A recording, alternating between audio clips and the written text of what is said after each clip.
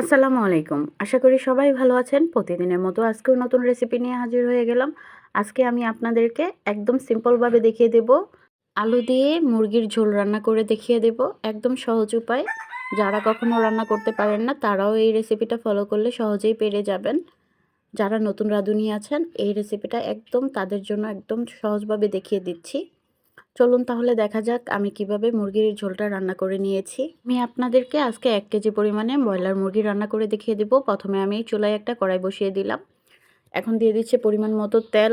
তেলটা গরম করে নেব ভালো করে। আমি আদাটা একটু ভেজে নেব। গরম তেলে দিয়ে দিচ্ছি 1 চা চামচ আদা আর রসুন বাটা। তারপর দিয়ে দিচ্ছি 1 চা চামচ জিরে বাটা। তারপর দিয়ে দিচ্ছি অল্প কিছু পেঁয়াজ কুচি। ভালো করে নেড়েচেড়ে একটু ভেজে নেব, যেন মশলা থেকে কাঁচা কাঁচা গন্ধটা না আসে। তাই একটু বাদামি করে ভেজে নিচ্ছি। অল্প একটু পানি দিয়ে দিচ্ছি। আর এখন দিয়ে দিচ্ছি স্বাদ মতো লবণ। আর দিয়ে দিচ্ছি হলুদ গুঁড়ো 2 চা চামচ। 2 চা চামচ দিয়ে দিচ্ছি মরিচ গুঁড়ো। ঝালটা যার যার ইচ্ছে মতো দিবেন। আর দিয়ে দিচ্ছি 1 চা চামচ ধনিয়া গুঁড়ো। দিয়ে ভালো করে কষিয়ে নেব।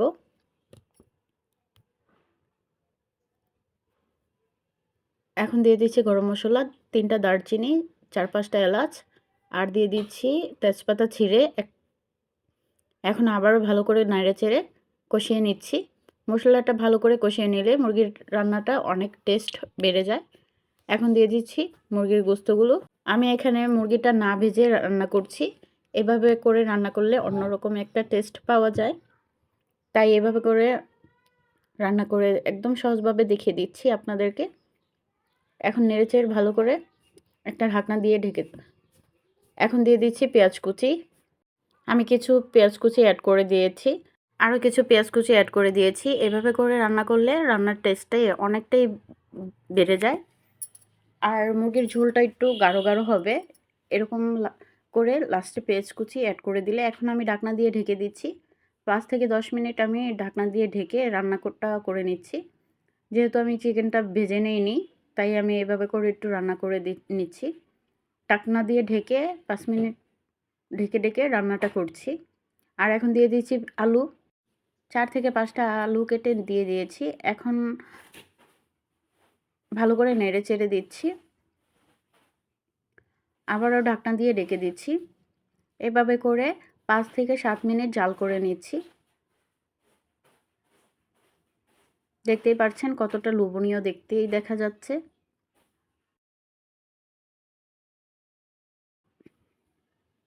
আবারও নেড়ে চেড়ে দিচ্ছি। ভালো করে কষিয়ে নিলে মুরগি রান্নাটা টেস্ট দ্বিগুণ হয়। আর এখন দিয়ে দিচ্ছি ঝোল। এখন আবারও 5 মিনিটের জন্য ঢেকে দিচ্ছি। কয়েকটা কাঁচামরিচ দিয়ে দিচ্ছি। এখন লাস্ট পর্যায়ে দিয়ে দিচ্ছি ভাজা জিরে গুঁড়ো। ভাজা জিরে গুঁড়োটা স্কিপ করা যাবে না। এটা খাওয়ার টেস্টটা বাড়িয়ে দেয়। হয়ে গেল আমার চিকেন রান্না করা, চিকেন ঝোল।